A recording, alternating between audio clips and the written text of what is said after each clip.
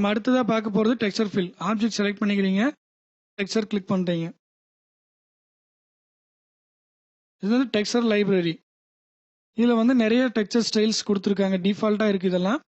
நீங்கள் இந்த டிஃபால்ட்டாக இருக்கிற ஏதோ ஒன்று ஆல்ட்ரு பண்ணியிருக்கீங்க, அந்த ஸ்டைல் வந்து எனக்கு பிடிச்சிருக்கு, அது எப்பவும் வச்சுக்கணும்னு நினச்சிங்கன்னா இந்த ப்ளஸ் குறி கிளிக் பண்ணிங்கன்னா அது உங்கள் ஃபைல் நேமாக சேவ் ஆகிக்கும்.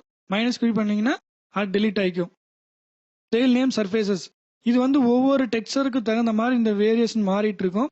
இதில் என்ன பண்ணலாம்னு நீங்கள் அந்த டெக்ஸ்சரோட எஃபெக்ட் வந்து மாற்றிட்டே இருக்க முடியும். இது வந்து கலர் ஃபில். நீங்கள் இது வந்து இப்போ 2 கலர் இருக்கு இல்லைங்களா, இங்கே 2 கலர் பேட்டர்ன் யூஸ் பண்ணியிருக்காங்க. அது மாதிரி நிறைய கலர்ஸும் இருக்குங்க. அது இல்லாமல் ப்ரிவியூ பட்டன் இருக்கு இல்லைங்களா, அந்த ப்ரிவியூ பட்டனை கிளிக் பண்ணிங்கன்னா ஆட்டோமேட்டிக்காக அதுவே வேறு ப்ரிவியூ சேஞ்ச் ஆகிட்டே இருக்கும். இப்போ நம்ம செலக்ட் பண்ணிக்கிறோம், ஓகே கொடுக்குறீங்க. பார்த்தீங்கன்னா இங்கே வந்து ஃபில்லு செலக்ட் ஆயிடுச்சு. இப்போ நம்ம இது ஃபில்லை ஜூம் பண்ணி பார்த்தீங்கன்னா இல்லை ஆப்ஷன்ஸ் கிளிக் பண்ணிங்கன்னா 300 இருக்குது. இப்போ சப்போஸ் இந்த நீங்கள் செலக்ட் பண்ணுற டெக்ஸ்சர் வந்துட்டு ரெசல்யூஷன் கம்மியாக இருக்கிற மாதிரி இருந்துச்சுன்னு உங்களுக்கு தோணுச்சுன்னா இதில் வந்து நீங்கள் 600 கொடுத்துக்குங்க. ஓகே கொடுத்துட்டு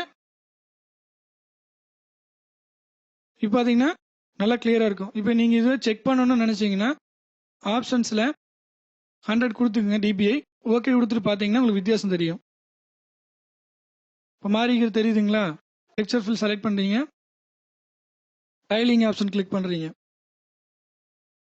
இது வந்து 2 colour full colour bit map பார்த்தீங்க இல்லையா, அதோட தான் அதே ஆப்ஷன் தான் இங்கேயும் கொடுத்துருக்காங்க. நீங்கள் அதே ஆப்ஷன் யூஸ் பண்ணிக்கலாம். ஓகே.